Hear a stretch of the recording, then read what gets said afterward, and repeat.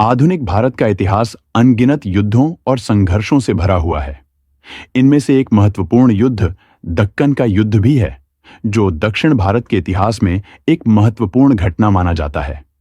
इस युद्ध का कारण था ब्रिटिश साम्राज्य के प्रवेश के बाद दक्कन राज्यों में उभरती असंतोष। यह विशेष रूप से हैदराबाद, मैसूर, विजयनगर, गोलकोंडा और मराठा साम्राज्य को संघर्ष में जोड़ता है। बीजापुर, गोलकुंडा और मराठा साम्राज्य को दक्कन और दक्षिणी भारत में शांति, समृद्धि और राजनीतिक स्थिरता के एक नए युग की शुरुआत होना शुरू हुई। गोलकुंडा और बीजापुर कर्नाटक के तमिल क्षेत्रों को छोड़कर बाकी क्षेत्रों में विजय प्राप्त की गई। मराठों का पश्चिमी दक्कन और तेलुगु का पूर्वी दक्कन लंबे समय से भारत मुस्लिम शासन के आदी थे।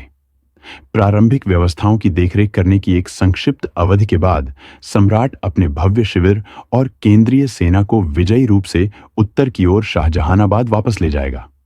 जैसा कि उन्होंने अतीत में दर्जनों बार किया था, शाही प्रशासकों के कैडर तीनों राज्यों में से प्रत्येक में अपने पराजित समकक्षों द्वारा प्रयोग की जाने वाली शक्तियों को संभाल सकते थे।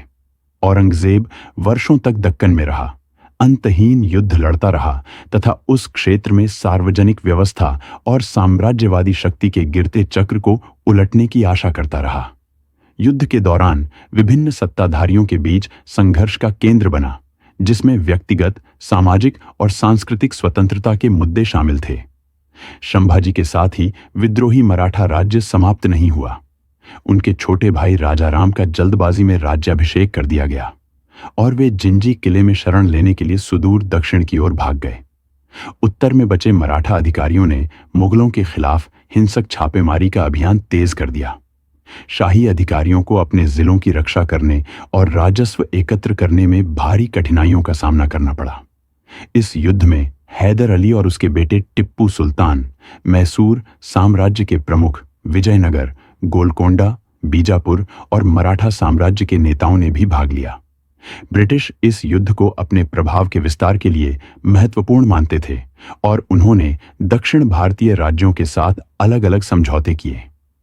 यह युद्ध भारतीय इतिहास में एक परिवर्तनकारी घटना बना, जो राजनीतिक, सामाजिक और सांस्कृतिक दृष्टिकोण से महत्वपूर्ण सिद्ध हुआ।